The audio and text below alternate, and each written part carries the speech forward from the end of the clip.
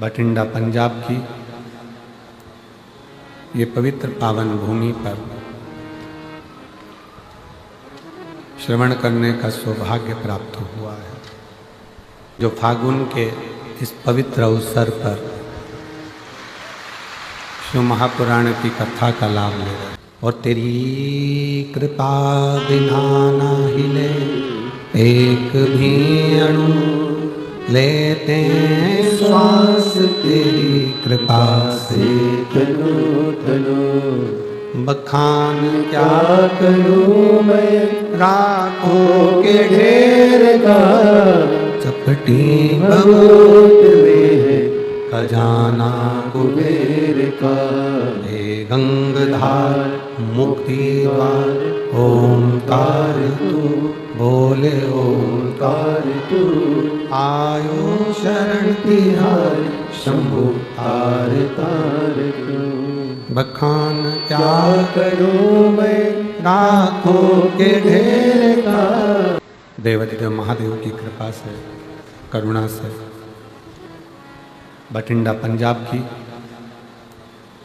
ये पवित्र पावन भूमि पर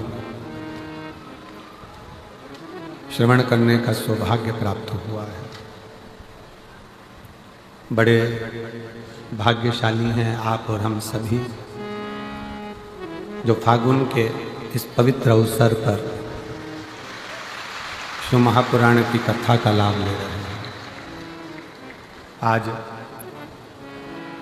देवाधिदेव महादेव की कृपा से पवित्र योग सुंदर एकादशी का और भगवान शिव की अविरल भक्ति को प्राप्त करने का मिला है। कथा के मुख्य यजमान श्री अमरजीत सिंह मेहता जी, अध्यक्ष पंजाब क्रिकेट एसोसिएशन, और आज मेहता जी को भी बहुत बहुत बधाई भारत की विजय पर। पूरी भारत की क्रिकेट टीम को और भारत की इस पवित्र भूमि को गौरवान्वित करने वाले सभी खिलाड़ियों को, सभी क्रिकेटरों को बहुत बहुत साधुवाद है। कल की जो क्रिकेट में जीत हुई है उसका परचम पूरे खिलाड़ियों ने दिल से फहराया है भारत की ध्वजा को। संपूर्ण भारतवासियों को इसकी बधाई। श्रीमती बबीता जी मेहता जी को, श्री पदमजीत सिंह मेहता, मेयर बठिंडा सपना मेहता, बठिंडा पंजाब, एक बार यजमान परिवार के लिए जोरदार ताली बजाकर साथ होता है, जिन्होंने इस पवित्र पावन कथा का तत्व ग्रहण करवाया। आज कथा का विराम दिवस है और दिल से बाबा को अपने मन का भाव हृदय से कहें। जब अगली बार पंजाब में, पंजाब के आसपास में कहीं पर भी कथा हो तो आपका भी पत्र इस व्यासपीठ पर पहुंचे कि मेरे भी बाबा ने झोली पहनी और तेरी कृपा बिना ना हिले एक भी अणु लेते श्वास, तेरी कृपा से तनु तनु बखान क्या करूं मैं राखों के ढेर का। चपटी बहुत में है खजाना कुबेर का। हे गंगधार मुक्ति द्वार ओंकार तू, बोले ओंकार तू आयो शरण तिहार शंभु तार तार तू। बखान क्या क्या करूं मैं राखों के ढेर का, चपटी भगोत में है खजाना कुबेर का। हे गंगाधार मुक्ति द्वार ओंकार तू भोले ओंकार तू। आयो शरण तिहार शंभु तार तार तू। एक मानव का देह केवल एक मनुष्य का शरीर ऐसा है जिस शरीर में भगवान का भजन किया जा सकता है।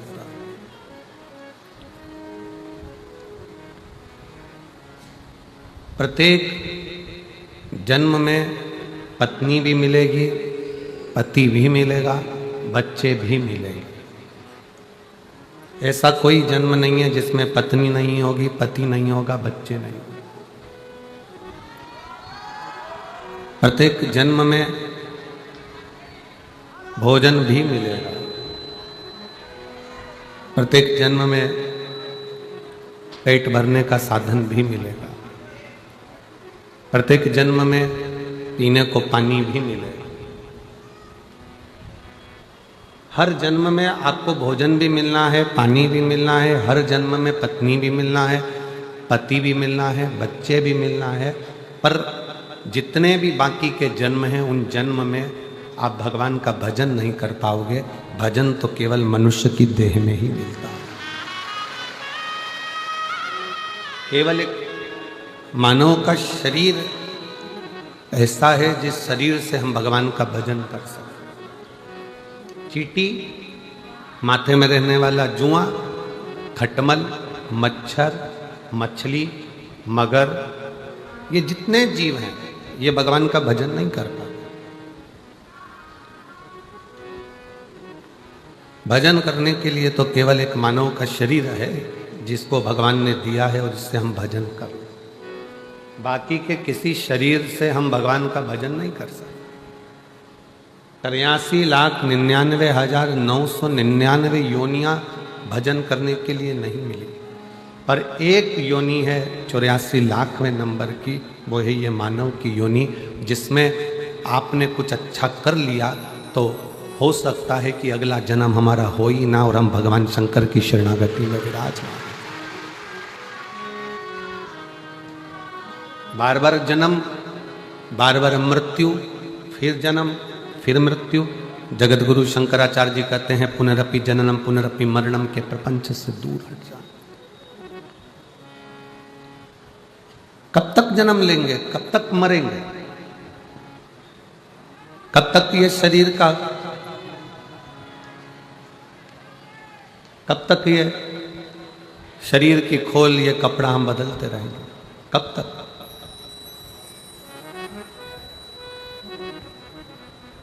इसलिए मिलती है शिव नाम की दौलत कभी कभी, मिलती है शिव नाम की दौलत कभी कभी। होती है अपने पंजाब में शिव पुराण कभी कभी। होती है अपने भटिंडा में शिव पुराण कभी कभी। कहीं प्रभु की कृपा से अगर कोई योग बन गया है, भगवान की कृपा से 7 दिन में से 5 दिन आपको मिल गए हैं, तो भी वो कम नहीं है, वो भी कम नहीं है। तुलसी बाबा का तो चरित्र कहता है कि आधी में पुनियात, थोड़ा सा भी अगर मिल जाए तो बहुत है। कभी कभी हमने हमारे माता पिता के मुख से सुना था कि डूबते को तिनके का सहारा। डूबते को तिनके का सहारा मतलब डूबता हुआ व्यक्ति है, उसको एक छोटा सा तिनका भी अगर नजर आ जाता है तो उसमें भी उसको आस लग जाती है, उसको उसमें भी आस दिखने लगती है, उसमें उसको लगने लगता है कि अब मुझे भगवान बचा ले।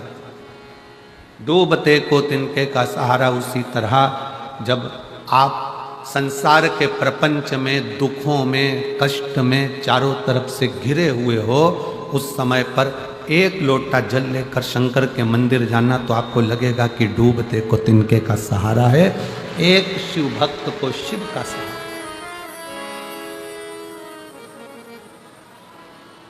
कितना कष्ट। इस संसार सागर में जितनों ने जन्म लिया है सबको दुख भोगना पड़ा, चाहे वो भगवान राम क्यों ना हो, चाहे भगवान कृष्ण क्यों ना हो। भगवान राम ने भी अगर पृथ्वी पर जन्म लिया है तो उनको भी दुख भोगना पड़ा, 14 वर्ष वन में रहना पड़ा, सीता जी का परित्याग करा। बच्चों का मुख भी बहुत समय के बाद देखने को मिला। भगवान कृष्ण ने अगर इस पृथ्वी पर जन्म लिया तो भगवान कृष्ण को भी दुख भोगना पड़ा। जन्म कहीं लिया, बड़े कहीं हुए, विवाह कहीं हुआ, जाकर विराजमान कहीं हुए, और आखिरी में भी वो द्वारका का त्याग करना पड़ा। कितना दुख।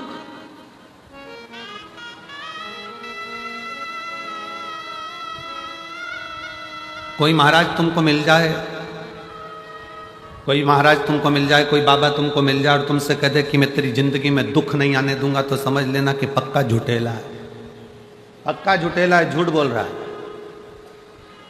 भगवान राम जी के गुरु वहीं खड़े हुए थे और राम जी महाराज के जीवन में भी दुख आ रहा था।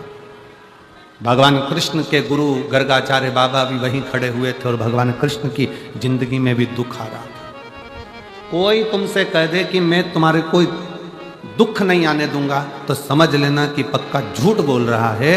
दुख मनुष्य का शरीर जो मिला है, ये हमने जो पूर्व में करा है उसको भोगने के लिए मिला है, पर दुख तो हमारे किस्मत में लिखकर आया है। बस इतना याद रखना कि उस दुख को काटना कैसे है, वो एक लोटा जल और शंकर की शरणागति धीरे धीरे वो काट ले। कोई तन दुखी, कोई मन दुखी, कोई धन बिन रहत उदास, तुलसी या संसार में सुखी राम का दास। सब दुखी। एक गरीब से गरीब व्यक्ति भी दुखी है तो एक करोड़पति डनलप के गद्दे पर सोने वाला भी, जिसके आसपास 50 नौकर लगे हैं, वो भी दुखी है। सुख कायम है आपकी भक्ति में। अभी कैबिनेट मंत्री और पंजाब शासन के प्रदेश अध्यक्ष माननीय अमन जी अरोड़ा जी आए थे और उन्होंने एक बात कितनी सुंदर कही, कितनी सुंदर, कि महाराज जी पंजाब क्षेत्र में, पंजाब में कहीं से भी निमंत्रण आए कथा के लिए तो आप कभी मना ना करें। कभी भी निमंत्रण आए और आप मना ना करें। ये तो माननीय मंत्री जी और प्रदेश अध्यक्ष जी का ये प्रेम है भगवान की विरल भक्ति से, और ऐसे मंत्री महोदय को और ऐसे प्रदेश अध्यक्ष को मैं धन्यवाद देता हूं जिनके दिल में भगवान बसा हुआ। साधुता देता हूं। उन्होंने हमको कहा और हम आपको कहते हैं कि कभी भी अपने पंजाब में, हरियाणा में, राजस्थान में, मध्य प्रदेश में, महाराष्ट्र में, आसपास के क्षेत्र में जहां तुम रहते हो, वहां से 200, 150, 300 किलोमीटर पर भी अगर आपको मालूम पड़ जाए, कानों में भनक पड़ जाए कि शिव महापुराण की कथा अपने नज़दीक में हो रही है, तो उसको छोड़ना नहीं है। जरूर एक बार पहुंचकर बाबा से विनय करना, जरूर। कोई तुमसे कहे कि दुख नहीं आने दूंगा, समझ लेना कि पक्का झूठ बोल रहा। किस्मत मनुष्य बनाई काहे के लिए, तो दुख तो आए। जब राम जी को आया, कृष्ण भगवान को आया, माँ जानकी को आया, ऐसा कोई बता दो जो पृथ्वी पर जन्म लेने के बाद जिसकी जिंदगी में दुख ना आया। राजा हरिश्चंद्र को देख लो, बड़े बड़े संत, साधु, सन्यासी, तपस्वी, साधक, उपासक को देख लो, जिनकी जिंदगी में रामकृष्ण परमहंस, स्वामी विवेकानंद जी के गुरु, जिनके सामने माँ शारदा, माँ दुर्गा, भवानी, माँ जगत जननी अम्बा सामने बैठकर बात करती थी रामकृष्ण परमहंस से, तो भी उनको बीमारी आ गई थी, कैंसर जैसे रोग ने पकड़ लिया था। नामदेव जी, तुकाराम जी, मीराबाई, कर्माबाई, जितने जितने पृथ्वी पर अगर जन्म लिया है और कोई तुमसे कह दे कि मैं तुम्हारे जीवन में दुख नहीं आने दूंगा, समझ लेना कि पक्का झूठा व्यक्ति है, तुमसे पैसे कबाड़ने वाला है। अगर बोल रहा है कि मैं दुख नहीं आने दूंगा, पक्का पैसे कमाड़ेगा तुमसे, ले जाएगा 25-50 हजार रुपये, 2-5 लाख रुपए।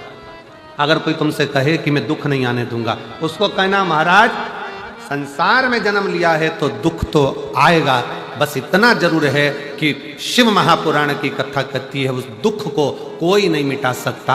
जैसे छींक तुम्हें आई है तो तुम्हें छींकना है, खांसी तुम्हें आई है तो तुम्हें खांसना है, सिर तुम्हारा दुखा तो दवाई तुम्हें खाना है, पेट तुम्हारा दुखा तो दवाई तुम्हें खाना है। उसी तरह अपने दुख को एक लोटा जल चढ़ाकर अपने खुद को मिटाना है, अपने खुद।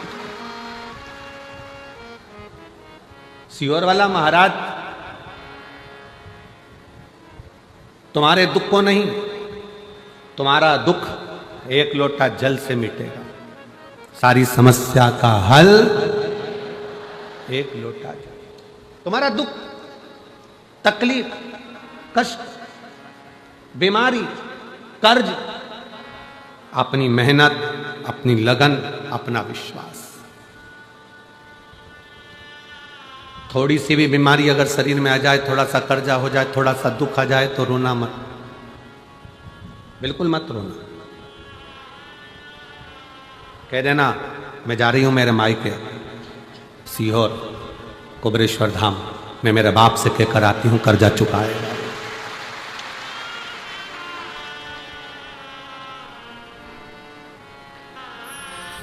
कर्जा चुकाएगा।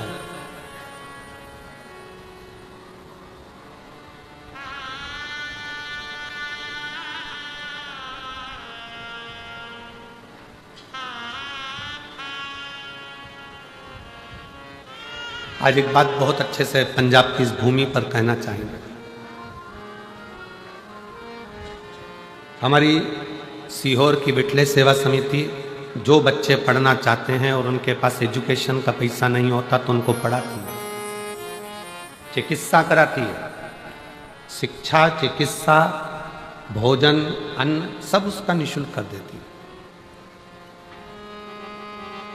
जिस बच्चे की फीस समिति जमा करती है कॉलेज में, स्कूल में पढ़ाने के लिए, 1-2 साल के बाद कहीं ना कहीं बाबा उसका साथ ऐसा दे जाता है। हम कहते हैं कि आप चिंता मत करो, इसको मांगना नहीं पड़ेगा।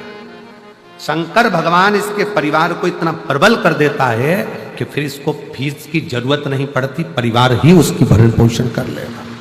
मेरा बाबा आपको भिखारी नहीं बनने देता, मेरा शंभू आपको भिक्षुक नहीं बनने देता।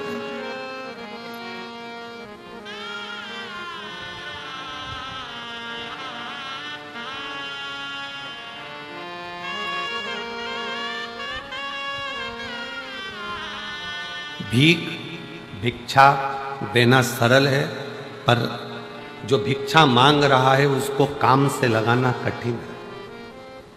मेरा शंकर, मेरा उघड़दानी, मेरा शंभू, मेरा त्रिकालदर्शी, मेरा कैलाशी अविनाशी शिव किसी को भिखारी नहीं बनने देता, किसी को भिक्षुक नहीं बनने देता। वो सबको जो आया एक लोटा जल चढ़ाया, कुबरेश्वर बाबा का स्मरण करा और भगवान ने उसकी झोली में खुशियां डालना प्रारंभ कर दी और बढ़ा दी, बढ़ा दी।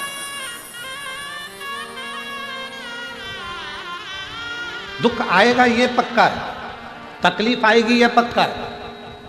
तुम ये मत कहना कि सीहोर वाले महाराज ने तो कहा था कि एक लोटा जल चढ़ाओ, दुख नहीं आएगा, ये हमने नहीं कहा। दुख आएगा ये निश्चित है, पर तुम्हारा चढ़ाया गया एक लोटा जल उस दुख को धीरे धीरे धीरे धीरे धीरे धीरे कम करता जाएगा और तुमको इतना बल दे देगा कि फिर तुम अपनी उन्नति की सीढ़ी पर चढ़ना प्रारंभ कर दोगे और आगे बढ़ते चले जाओ। रेस के घोड़े को देखिए, रेस के घोड़े को ये नहीं मालूम रहता कि मुझे आगे बढ़ना है, पीछे हटना है, पहले आना है कि दूसरे नंबर पर आना है कि तीसरे नंबर पर आना है। रेस के घोड़ों को यह नहीं मालूम है कि मुझे कहाँ जाना है। रेस के घोड़े को तो जो मारा जाता है, कोड़े से खूब मारा जाता है, छड़ी पर छड़ी उस घोड़े को दी जाती है, घोड़े को तर्पण होती है और वो भागता है। घोड़े को मारा जाता है, वो तड़पता है और भागता है। दुनिया के लोग कहते हैं रेस के घोड़े ने पहले नंबर पर जीता है, पर वो रेस के घोड़े से पूछो वो पहले नंबर पर क्यों जीता है? क्योंकि उसके शरीर पर जब मार पड़ रही थी तो वो दौड़ रहा था और दौड़ते दौड़ते आगे बढ़ गया। रेस के घोड़े को जो चाबुक से मारा गया, डंडे से मारा गया। रेस का घोड़ा दर्द के कारण चीखता चिल्लाता भगता गया और एक दिन आगे निकल गया और रेस का घोड़ा विजय हो गया, जीत गया। उसी तरह तुम्हारी जिंदगी में दुख आए, समझ लेना कि तुम्हें शंकर भगवान ने रेस का घोड़ा बनाया है। अब तुम्हें भगाएगा, इतना भगाएगा कि मंजिल तक पहुंचा कर रहे।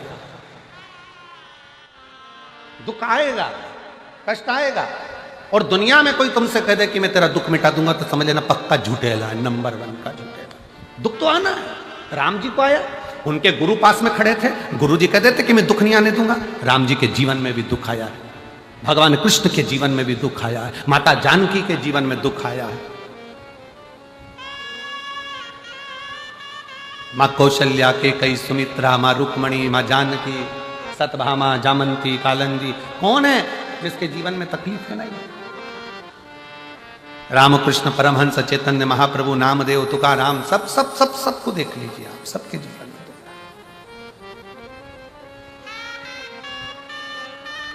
बस उस दुख की घड़ी में, उस तकलीफ की घड़ी में आपका धैर्य नहीं टूटना चाहिए, आपकी श्रद्धा नहीं टूटना चाहिए, आपका विश्वास नहीं टूटना चाहिए। भृंगी ने एक बात पूछी थी भगवान शंकर से। भृंगी ने शिवजी से जाकर पूछा कि प्रभु जीवन क्या है? भृंगी पूछ रहा है जीवन क्या है? शंकर भगवान ने कहा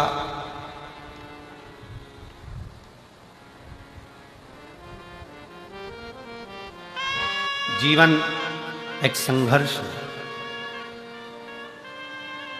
और वही जीवन यदि किसी सच्चे गुरु के चरणों में जाकर आपने शिव तत्व को प्राप्त कर लिया, किसी सच्चे गुरु के पास जाकर बैठ गए, तो जीवन खेल है,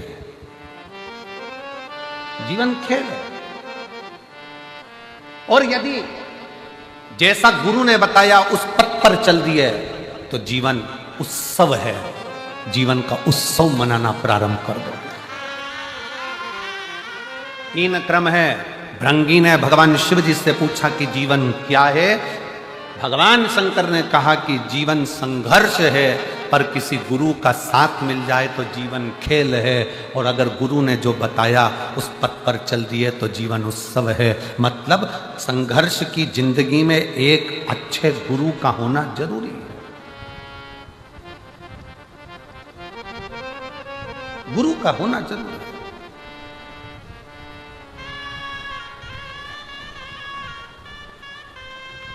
पर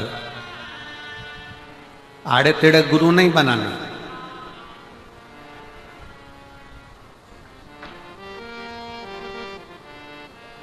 पचास बार विचार करना तब गुरु बनाना, नहीं तो अपना गुरु ग्रंथ साहिब का स्मरण कर लिया वही बहुत है। आड़ा टेढ़ा गुरु नहीं बनाना। सोशल मीडिया पे देख लिया बहुत सारा चमत्कार ममत्कार ये वो, ना ना ना, व्यर्थ की चीजों को देखकर नहीं।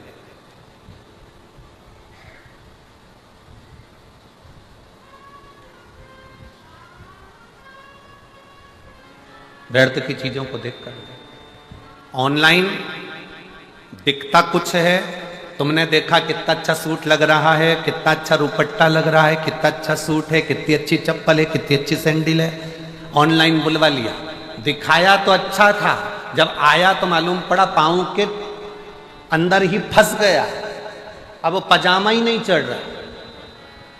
नंबर भी लिख के भेजा था कि ऑनलाइन हमने सूट बुलवाया है, पाँव की चप्पल बुलवाई, जूता बुलवाया, सामान बुलवाया, पर मालूम पड़ा दिखाया तो बहुत अच्छा था, हमने गूगल पे सर्च करा था तो अच्छा था, देखा भी तो बहुत अच्छा था, पर आया तब ऐसा हो गया। तो उससे पूछा ऑनलाइन वाले से, वहाँ से हमने मंगवाया तो डबल एक्सल था, और ये आते आते एल कैसे रह गया? तो कहा चलते चलते छोटा हो गया।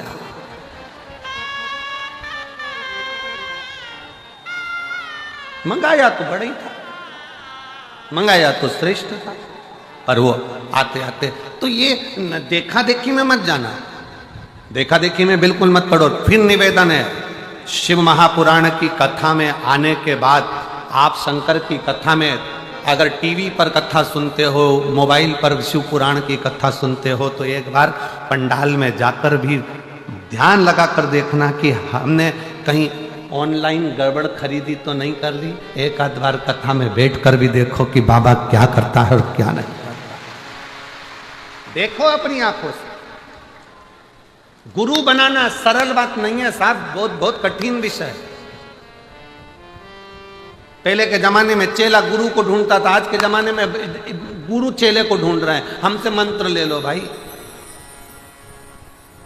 गुरु फिरे बाजार में हमसे दीक्षा ले, नरक पड़ो चाहे स्वर्ग जाओ, पर लिफाफा हम ही को दे। आज के जमाने में गुरु फिर रहे हैं चेले बनाने के लिए कि तुम हमारे चेले बन जाओ, तुम हमारे चेले बन जाओ। इतने बड़े बड़े जब बहुत बहुत धनपति, करोड़पति, अरबपति, सत्तापति, वैभवपति जब हमारे चेले बन जाएंगे तो लोगों के सामने ये हो जाएगा कि ये गुरु जी श्रेष्ठ है। पर ध्यान रखना, पानी पियो छान और गुरु करो जान। 50 बार विचार करना तब गुरु करना कि गुरु क्या है, गुरु क्या है। शंकर भगवान कह रहे हैं भृंगी तुम पूछ रहे हो जीवन क्या है। जब शंकर भगवान से पूछा गया भृंगी ने कि जीवन क्या है, तो शिव कहते हैं जीवन संघर्ष है।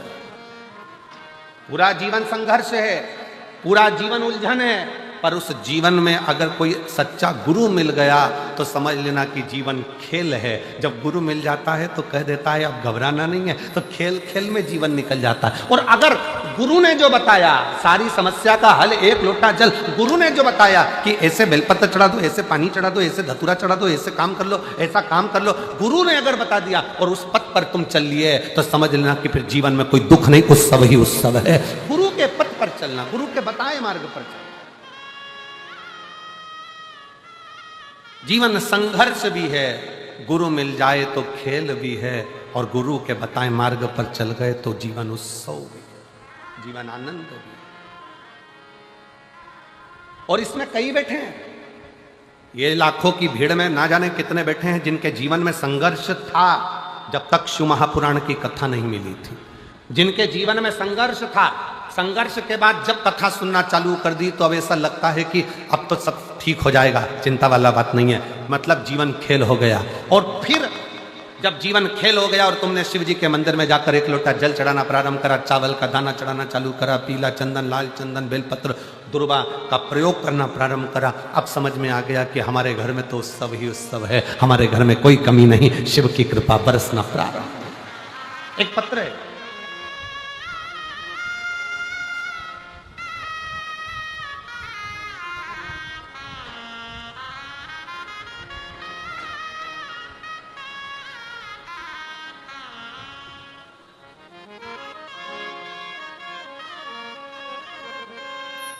नीता कश्यप,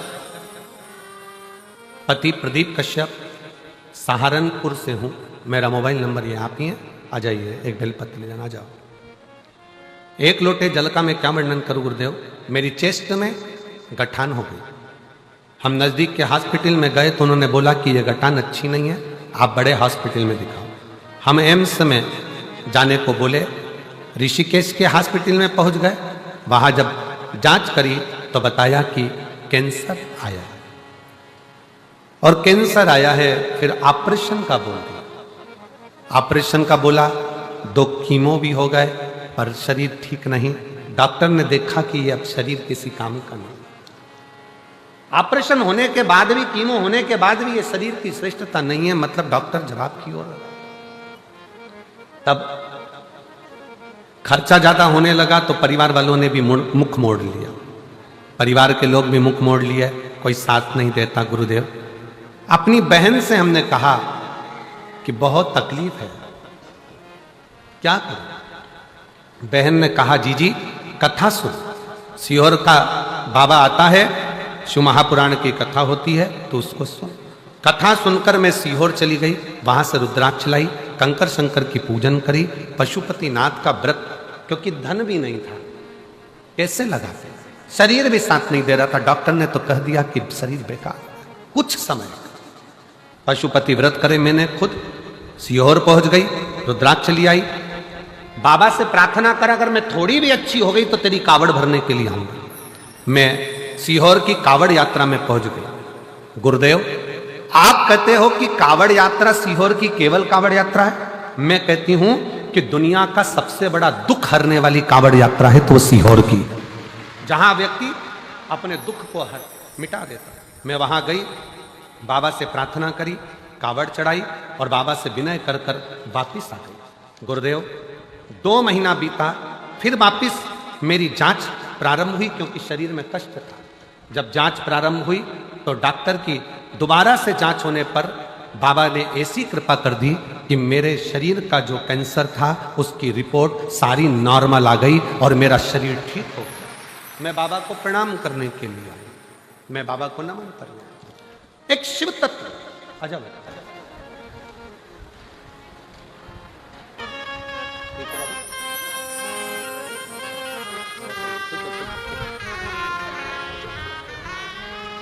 खुश रहिए सर। बाबा, एक बार जोरदार ताली बजाओ बेटी के लिए। एक लाइन अच्छी लिखी है, उसको आपको हम गुनगुनाते हैं। तेरा बिगड़ा मुकद्दर संवर जाएगा, तेरा बिगड़ा मुकद्दर संवर जाएगा, तेरा दामन भी खुशियों से भर जाएगा, तेरा दामन भी खुशियों से भर जाएगा।